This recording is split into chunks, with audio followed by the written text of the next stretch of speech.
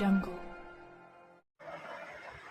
पद्मभूषण वसंतदादा पाटील शासकीय रुग्णालय सांगली येथे राज्य शासनाच्या निधीतून अद्यावत सर्व सोयीनियुक्त एकूण 5 मॉड्यूलर ऑपरेशन थिएटर फेज 1 तसेच शासकीय वैद्यकीय महाविद्यालय व रुग्णालय मिरज येथे मॉड्यूलर ICU फेज 2 चा लोकार्पण सोहळा व शासकीय वैद्यकीय महाविद्यालय मिरज येथे केंद्र पुरस्कृत योजनांतर्गत 250 विद्यार्थी क्षमतेचे 4 लेक्चर हॉल व प्रत्येकी 150 विद्यार्थी क्षमतेचे 2 वसतिगृह याचा भूमिपूजन समारोह मंगळवार दिनांक 14 एप्रिल 2026 रोजी माननीय नामदार श्री हसन सकीना मियालाल मुश्रीफ मंत्री वैद्यकीय शिक्षण महाराष्ट्र राज्य यांच्या अध्यक्षतेखाली संपन्न झाला।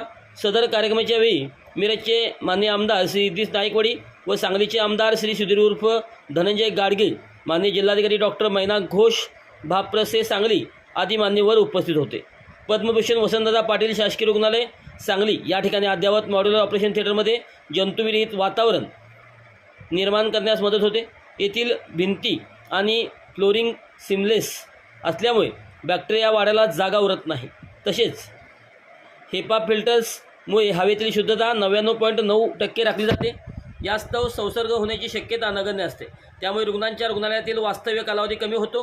त्यामुळे रुग्णालयात मोठ्या संख्येने येणाऱ्या रुग्णांना अत्याधुनिक उपचार देण्यासाठी मदत होणार आहे।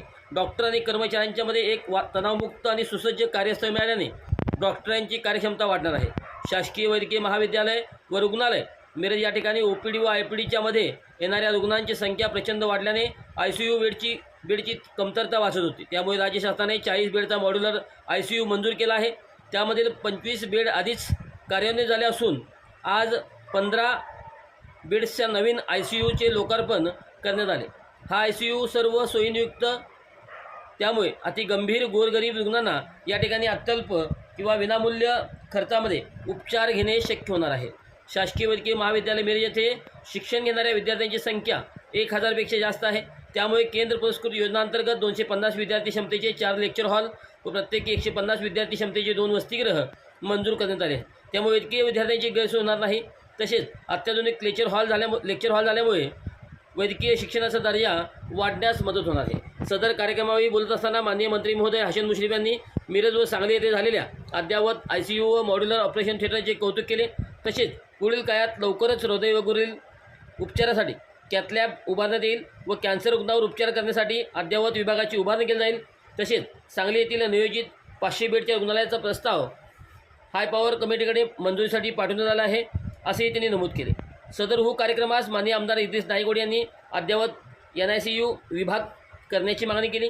याचबरोबर सांगलीचे आमदार सुधीर गाडगीळ यांनी सांगली सिव्हिल हॉस्पिटलमध्ये अद्यावत ICU MRI मशीन्स तसेच BSc नर्सिंग कॉलेज मंजूर करण्याची मागणी केली। सदर कार्यक्रमास अधिष्ठाता डॉक्टर प्रकाश गुरव, उपअभियंता डॉक्टर श्रीकांत अहंकारी, वैद्यकीय अधीक्षक डॉक्टर प्रियंका राठी व डॉक्टर विकास देवकारे तसेच इतर सर्व विभागाचे प्राध्यापक व रुग्णालयाचा स्टाफ मोठ्या संख्येने उपस्थित होता। सदर कार्यक्रमाचे सूत्रसंचालन वैद्यकीय अधीक्षक डॉक्टर रुपेश शिंदे यांनी केले।